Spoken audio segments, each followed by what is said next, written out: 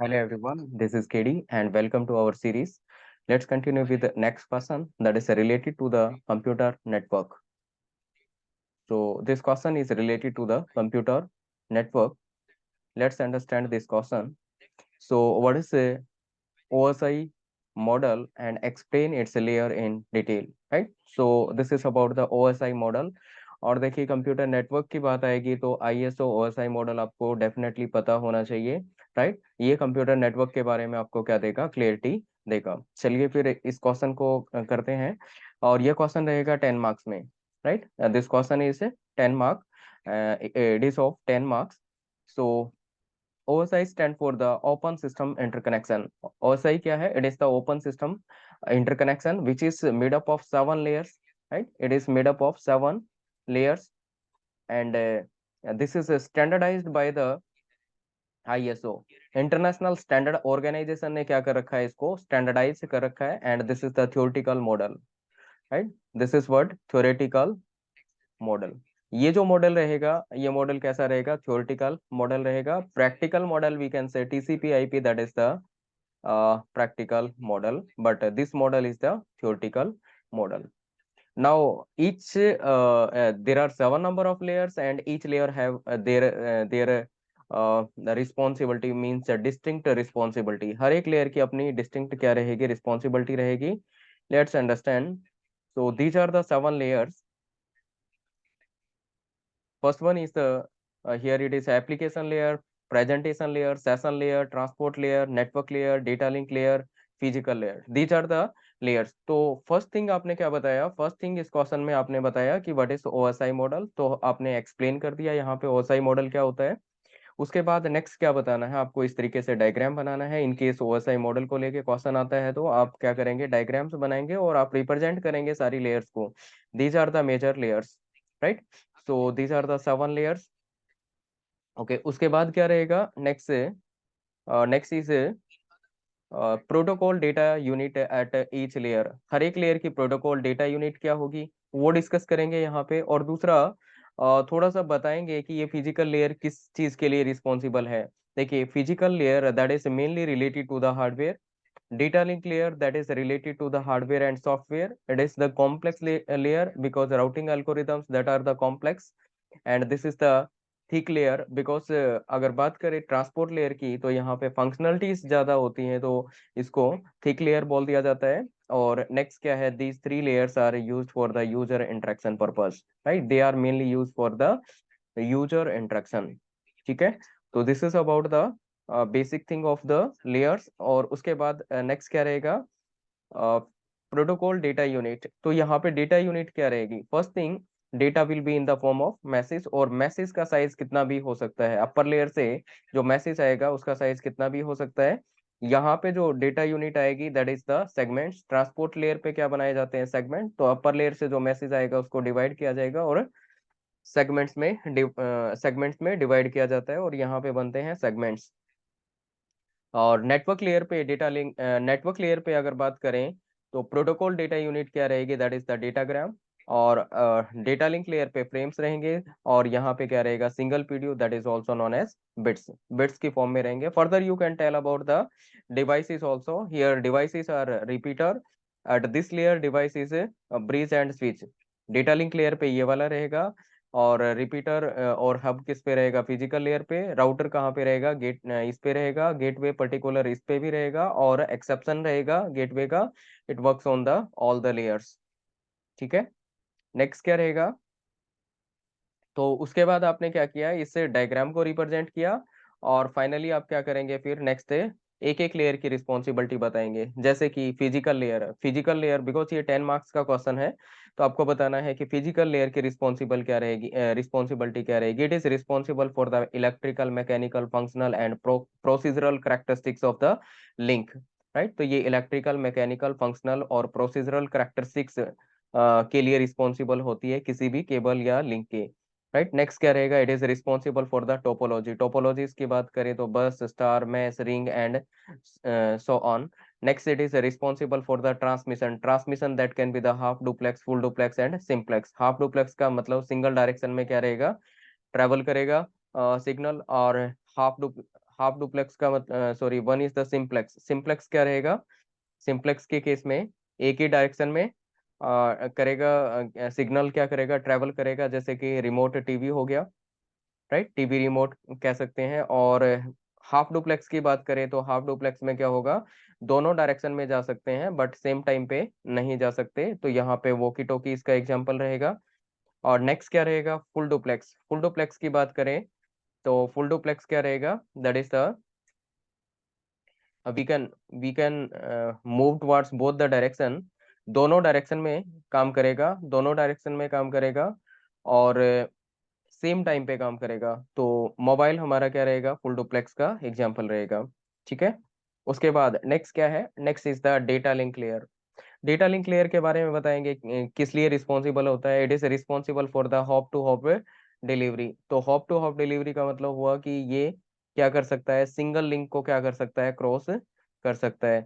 तो data link layer क्या करेगा, सिंगल लिंक को क्या करेगा, सिंगल हॉप को क्या करेगा, क्रॉस करेगा। ठीक है, और यहाँ पे क्या रहेगा, इसका मैक एड्रेस रहेगा और ये इसका मैक एड्रेस रहेगा। तो ये इस मैक से इस मैक तक की रिस्पॉन्सिबिलिटी किसकी रहेगी, that is a data link layer. Also it is responsible for the flow control, error control। error control में mainly data link layer पे CRC अप्लाई करते हैं। next क्या रहेगा, it is responsible for the framing, frame बनाने का काम करेगा। it is responsible for the physical addressing, physical addressing that is related to the MAC address, right, it is related to the MAC address and MAC address that is of 48 bit address. 48 bit का एक address रहेगा और जो कि इसका convention क्या रहेगा, physical address के केस में फिजिकल एड्रेसिंग ये कहता है कि all inside a local area network you can uniquely identify a system with the help of MAC address। तो MAC एड्रेस की हेल्प से क्या कर सकते हैं, लोकल एरिया नेटवर्क में एक सिस्टम को यूनिकली आइडेंटिफाई कर सकते हैं। ठीक है, नेक्स्ट क्या रहेगा, it is responsible for the access control. Access control का मतलब कि ब्रॉडकास्टिंग लिंक है, इसमें से किस पर्सन को क्या मिलेगा, एक्सेस मिलेगा। अगर सेम टाइम पे दोनों पर्सन क्या करेंगे, ट्रांसमिट करेंगे, तो there is the possibility of the collision. तो एक्सेस कंट्रोल यहाँ पे किसको मिलेगा, right. So there are different types of access control techniques, वो लेटर स्टेज पे बात कर सकते हैं बट अभी के लिए इसमें क्या रहेगा, this is the access control. तो आप डेटा लिंक लेयर की इस तरीके से रिस्पॉन्सिबिलिटीज मेंशन करेंगे। उसके बाद आप बताएंगे नेटवर्क लेयर के बारे में। Network layer it is responsible for the host to host delivery और source to destination delivery, right. ये किस लिए काम आता है, होस्ट टू होस्ट डिलीवरी या फिर सोर्स टू डेस्टिनेशन डिलीवरी करता है। और फर्दर ये कह सकते हैं कि मान लीजिए ये एक सिस्टम है और ये एक सिस्टम है, यहाँ से इस मैक तक जाने की रिस्पॉन्सिबिलिटी किसकी है, ये डेटा लिंक लेयर की रहेगी। और यहाँ पे मान लीजिए इसका आईपी एड्रेस है और इस आईपी से इस आईपी तक की रिस्पॉन्सिबिलिटी किसकी रहेगी, नेटवर्क लेयर की रिस्पॉन्सिबिलिटी रहेगी। ठीक है, तो this is about the network layer. Further क्या रहेगा, logical addressing, it is responsible for the logical addressing. ये लॉजिकल एड्रेसिंग के लिए रिस्पॉन्सिबल है, स्विचिंग के लिए ये रिस्पॉन्सिबल है। Logical addressing that is related to the IP address. और इसका लॉजिकल एड्रेसिंग का कॉन्सेप्ट ये कहता है कि ऑल ओवर द वर्ल्ड कोई भी सिस्टम है उसको यूनिकली अगर आइडेंटिफाई करना है तो आप आईपी एड्रेस की हेल्प से क्या कर सकते हैं, उसको यूनिकली आइडेंटिफाई कर सकते हैं।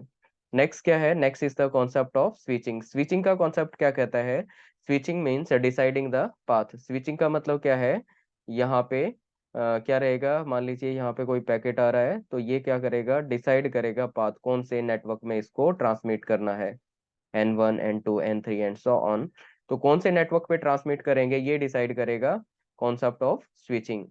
And it is also responsible for the routing. Routing क्या है, routing means building the routing table, building the routing table, routing tables को बिल्डअप करना ये इसकी रिस्पॉन्सिबिलिटी रहेगी। तो आप लिखेंगे फिर आप क्या करेंगे, जैसे लेयर्स की रिस्पॉन्सिबिलिटी लिखते जाएंगे, हर एक लेयर्स की किस लेयर की क्या रिस्पॉन्सिबिलिटी रहेगी। तो नेटवर्क लेयर की ये वाली रिस्पॉन्सिबिलिटीज हैं। After that transport layer. देखिए ट्रांसपोर्ट लेयर की बात करें तो it is responsible for the end to end delivery. ये एंड टू एंड डिलीवरी के लिए रिस्पॉन्सिबल होता है, या फिर ये कह सकते हैं कि प्रोसेस टू प्रोसेस डिलीवरी के लिए ये रिस्पॉन्सिबल रहेगा। यहाँ पे सोच सकते हैं लाइक यहाँ तक नेटवर्क लेयर काम कर रहा था, यहाँ पे मल्टीपल प्रोसेस होंगी और उनके कॉरस्पॉन्डिंग क्या रहेगा, पोर्ट नंबर रहेगा। तो इस प्रोसेस को इस प्रोसेस के साथ कम्युनिकेट कराना है, तो यहाँ से यहाँ तक कम्युनिकेशन किसके थ्रू होगा, that is through the transport layer. तो एक ये जो प्रोसेस है ये क्या है, एंड है, और ये दूसरा एंड है। तो एक एंड से दूसरे एंड तक किसकी रिस्पॉन्सिबिलिटी रहेगी, और दूसरा क्या करेगा, ये यहाँ पे अक्नॉलेजमेंट भी ट्रांसमिट करेगा that I have received your data, right. So और finally I have communicate with this process. तो यहाँ पे पर्टिकुलर क्या यूज किया जाता है, पोर्ट नंबर यूज किया जाता है, राइट। तो ये रिस्पॉन्सिबल रहेगा एंड टू एंड डिलीवरी के लिए या फिर process to process delivery. Next क्या रहेगा, it is responsible for the flow control. Flow control यहाँ पे किया जाता है। फ्लो कंट्रोल का मतलब क्या होता है, there is the synchronisation between the sender and receiver. There should be the synchronisation between sender and receiver. Sender और रिसीवर के बीच में तालमेल होना चाहिए, सिंक्रोनाइजेशन होना चाहिए। अगर फास्ट स्पीड से डेटा ट्रांसमिट करेंगे तो वहां पे हो सकता है कि जो रिसीवर है उसकी बफर कम है और वो उसको होल्ड ना कर पाए, तो पैकेट लॉस हो जाएगा उस केस में। तो सिंक्रोनाइजेशन वहां पे करना पड़ेगा, फ्लो कंट्रोल करना पड़ेगा। और मैक्सिमम टाइम क्या होता है, डेट इसकी ट्रांसपोर्ट लेयर की बात करें तो मैक्सिमम टाइप हम मैक्सिमम टाइम में हम क्या करते हैं, सिलेक्टिव रिपीट को फॉलो करते हैं, right. This is the flow control protocol. इसके अलावा क्या होते हैं, स्टॉप एंड वेट और गो बैक एन, ये भी प्रोटोकॉल रहेगा, but maximum time transport layer पे कौन सा होता है, selective repeat. Next is it is responsible for the error control. Error control का मतलब क्या हुआ, error control means it is responsible for the controlling the error. Error detection purpose से मेनली कंप्यूटर नेटवर्क में क्या किया जाता है, एरर डिटेक्शन किया जाता है। तो एरर डिटेक्शन पर्पज से हम क्या करेंगे, यहाँ पे चेकसम अप्लाई करेंगे। Okay, and next responsibility is a segmentation. It is responsible for the segmentation also. upper layer से क्या आएगा, कोई मैसेज आएगा, message that can be the large। और डाउन लेयर पे आएगा तो ट्रांसपोर्ट लेयर पे क्या किया जाएगा, सेगमेंट से बनाए जाएंगे। तो जो लार्ज मैसेज था उसको क्या किया जाएगा, ब्रेक किया जाएगा सेगमेंट्स में। Okay, next it is responsible for the multiplexing and demultiplexing. Multiplexing demultiplexing का मतलब क्या हुआ कि यहाँ पे ये मान लीजिए मल्टीपल प्रोसेस है, और ये क्या है, they they communicate through the same link, right. तो कम्युनिकेट करेंगे सेम लिंक से। तो यहाँ पे क्या कर दिया जाएगा, मैनी इंटू वन अप्लाई कर दिया जाएगा, मल्टीप्लेक्सिंग कर देंगे। और फिर सिग्नल को डिस्ट्रीब्यूट करना पड़ेगा, तो यहाँ पे वन इंटू मैनी अप्लाई कर देंगे। तो मल्टीप्लेक्सिंग और डीमल्टीप्लेक्सिंग भी यहाँ पे की जाती है। This is the responsibility of the transport layer. तो इस तरीके से क्या करेंगे आप, रिस्पॉन्सिबिलिटी मेंशन करेंगे ट्रांसपोर्ट लेयर की। उसके बाद नेक्स्ट रिस्पॉन्सिबिलिटी क्या रहेगी, next is the session layer. Session layer की रिस्पॉन्सिबिलिटीज के बारे में बात करें तो सेशन लेयर की रिस्पॉन्सिबिलिटी क्या रहेगी, it is responsible for the authentication and authorisation. तो ये ऑथेंटिकेशन और अथोराइजेशन के लिए रिस्पॉन्सिबल होता है। ऑथेंटिकेशन का मतलब क्या है कि मान लीजिए कोई लॉगिन कर रहा है तो आप पूछेंगे उससे who are you, you have the access or not, right. Authorisation का मतलब what permission do you have, what kind of permission do you have. तो उससे पूछा जाएगा कि आप अथोराइज्ड पर्सन है इसको एक्सेस करने में, क्या क्या आपकी परमिशंस हैं। Next it is responsible for the checkpoint. तो हम क्या कर सकते हैं, चेक पॉइंट डाल सकते हैं। जैसे डाउनलोड करते हैं हम तो उस केस में चेक पॉइंट डालते हैं, जैसे ये 0 से 100 बाइट हो गया, ये 100 से 200 बाइट हो गया, और यहाँ पे जाके लॉस्ट हो गया हमारा कनेक्शन। तो यहाँ पे हम क्या करेंगे, फिर 200 से ही स्टार्ट करेंगे। बेसिक यहाँ से स्टार्ट नहीं करेंगे, वापस फिर से स्टार्ट नहीं करेंगे। तो हमने क्या कर रखा था, यहाँ पे चेक पॉइंट मेंशन कर रखा था, और लास्ट चेक पॉइंट से हम क्या करेंगे, फिर से स्टार्ट करेंगे। नेक्स्ट क्या रहेगा, dialog controlling. It is responsible for the dialog controlling. Also, it is responsible for the logical grouping. So these are the major responsibility of the session layer. Next, we'll discuss about the next layer, that is the presentation layer. Presentation layer के case में क्या होगा, presentation layer that is responsible for the translation. Translation का मतलब आप एक code से दूसरे कोड में उसको क्या करेंगे, ट्रांसलेट करेंगे। जैसे कि एस्काई कोड से आप क्या करेंगे, यहाँ पे एबडिक कोड में ट्रांसलेट करेंगे। उसके बाद क्या है, it is responsible for the encryption and decryption. तो ये इनक्रिप्ट करने में और डिक्रिप्ट करने में रिस्पॉन्सिबल रहेगा। जैसे कि क्या रहेगा, ये सेंडर है, सेंडर क्या करना चाहता है, कोई मैसेज ट्रांसमिट करना चाहता है। तो ये मैसेज है, यहाँ पे इसको एनक्रिप्ट किया जाएगा, यहाँ पे इसको डिक्रिप्ट किया जाएगा, और फिर ये रिसीवर को मिलेगा, राइट। तो एनक्रिप्शन के दौरान क्या हो जाएगा, ये नॉर्मल टेक्स्ट, जो नॉर्मल मैसेज था अब कन्वर्ट कर दिया जाएगा साइफर टेक्स्ट में। और ये साइफर टेक्स्ट यहाँ पे जाएगा तो इसको फिर से कन्वर्ट कर दिया जाएगा, डिकोड कर दिया जाएगा नॉर्मल मैसेज में, और नॉर्मल मैसेज क्या होगा, रिसीवर को मिल जाएगा। ओके, तो एनक्रिप्शन और डिक्रिप्शन यहाँ पे अप्लाई किया जाता है। और ये जो थिंग्स है, इनक्रिप्शन डिक्रिप्शन अप्लाई करना, कंप्रेशन डिकम्प्रेशन करना, ये सब क्या है, प्रेजेंटेशन लेयर की रिस्पॉन्सिबिलिटी है। और यहाँ पे ये एप्लीकेशन पे डिपेंड करता है, एप्लीकेशन डिपेंडेंट रहता है। हर एक एप्लीकेशन को क्या नहीं चाहिए, ट्रांसलेशन नहीं चाहिए, हर एक एप्लीकेशन पे इनक्रिप्शन नहीं लगाना होता, हर एक एप्लीकेशन में कंप्रेशन या डिकम्प्रेशन नहीं करना होता। तो ये एप्लीकेशन पे डिपेंड करेगा। और ऐसे ही यहाँ पे क्या कर रहा था, क्या था, ये भी एप्लीकेशन डिपेंडेंट होती है, दैट इज एप्लीकेशन डिपेंडेंट, कि यहाँ पे भी हर एक रिस्पॉन्सिबिलिटी को क्या नहीं करना होता, इम्प्लीमेंट नहीं करना होता। हर एक एप्लीकेशन की अलग डिमांड होती है, उसके अकॉर्डिंग करते हैं। तो एप्लीकेशन डिपेंडेंट रहेगी वो भी। और फाइनली क्या रहेगा, this is the application layer. Application layer की बात करें तो measure it is responsible for the user interaction. Finally ये क्या कर रहा है, यूजर यहाँ पे अब रिसीव हो गया है मैसेज, और मैसेज के साथ क्या कर रहा है, यूजर यहाँ पे इंटरेक्शन कर रहा है। तो ये क्या होगा, mainly responsible for the user interaction, and there are thousands number of protocols over the application layer. Out of that some of the important application layer protocols are there. One is the HTTP, that is a hypertext transfer protocol, then SMTP, simple mail transfer protocol, और उसके बाद next क्या रहेगा, FTP, file transfer protocol, और उसके बाद next क्या रहेगा, POP, post office protocol, and this is what tele network communication, right, telnet. तो ये क्या होगा, हाइपर टेक्स्ट ट्रांसफर प्रोटोकॉल। ये जनरली वेब सर्विसेज में यूज होता है। वेबसाइट, वेब पेज को एक्सेस करना है तो आप क्या करेंगे, HTTP का यूज करेंगे। सिंपल मेल ट्रांसफर प्रोटोकॉल, तो ये क्या होता है, पुश प्रोटोकॉल होता है, और ये मेलिंग पर्पज से यूज किया जाता है। ये फाइल ट्रांसफर प्रोटोकॉल रहेगा फाइल को ट्रांसफर करने के लिए। और ये क्या होता है, पुल प्रोटोकॉल होता है, and it is use for the mailing purpose. ये भी मेलिंग में ही यूज होता है। And this is the tel network, telnet is tele communication network. और ये कहाँ पे यूज होता है, this is use for the remote access, remote access में इसका यूज होता है। So this is about the application layer, and this is the end of the question. तो आपको एक बार फिर से रिव्यू दे देता हूँ कैसे अटेम्प्ट करना है। OSI मॉडल के बारे में पूछा गया है और इसकी लेयर्स को एक्सप्लेन करना है। तो OSI मॉडल क्या होता है ये अपने को बताना है। उसके बाद क्या रहेगा, हम बताएंगे हर एक लेयर, ये इस टाइप से डायग्राम बनाएंगे, लेयर्स बताएंगे ये किस किस चीज के लिए रिस्पॉन्सिबल होता है, मतलब बेसिक रिस्पॉन्सिबिलिटीज बताएंगे। और उसके बाद क्या होगा, डिवाइसेस के बारे में बताएंगे। और यहाँ पे क्या बताएंगे, हम उसकी प्रोटोकॉल डेटा यूनिट के बारे में बताएंगे। जैसे ही आपने इस तरीके से इसको रिप्रेजेंट कर दिया, जो एग्जामिनर है उसका पॉइंट ऑफ व्यू क्या हो जाएगा, आपको लेके पॉजिटिव हो जाएगा कि हाँ इस पर्सन ने अच्छे ढंग से इसको रिप्रेजेंट कर रखा है। क्योंकि डायग्रामेटिक रिप्रेजेंटेशन है वो बहुत ही जरूरी है। क्योंकि अकेला थ्योरेटिकली पैराग्राफ लिख के आप मार्क्स नहीं ले सकते, आपको मिक्सअप रखना पड़ेगा, पैराग्राफ भी थोड़ा सा लिखना पड़ेगा, बट उसके साथ में डायग्राम्स, आपको हेडिंग्स बनाने पड़ेंगे, वो सब काम करने होंगे, राइट। फिर क्या बताएंगे आप, एक एक लेयर्स की रिस्पॉन्सिबिलिटी बताएंगे, हर एक लेयर की क्या क्या रिस्पॉन्सिबिलिटी रहेगी, राइट। रिस्पॉन्सिबिलिटी फाइनली आप बताते जाएंगे, and this is the end of the question. तो देखिए, एक कन्वेंशन का आप फॉलो कीजिए।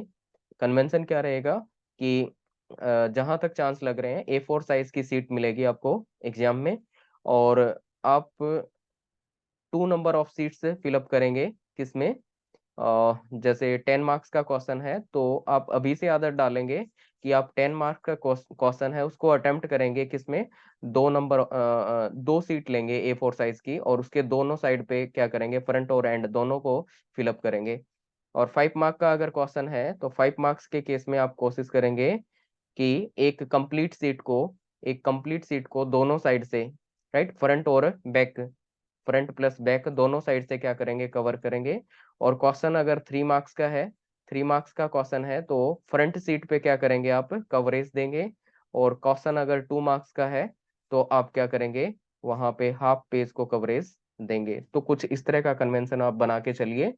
और ये अगर फॉलो करोगे, और अभी भी 30 और 35 डेज के अराउंड है, इनमें आप अच्छे से प्रैक्टिस कीजिए और डेफिनेटली आपको सक्सेस मिलेगी। Okay, so thanks to all. मिलते हैं नेक्स्ट वीडियो के साथ।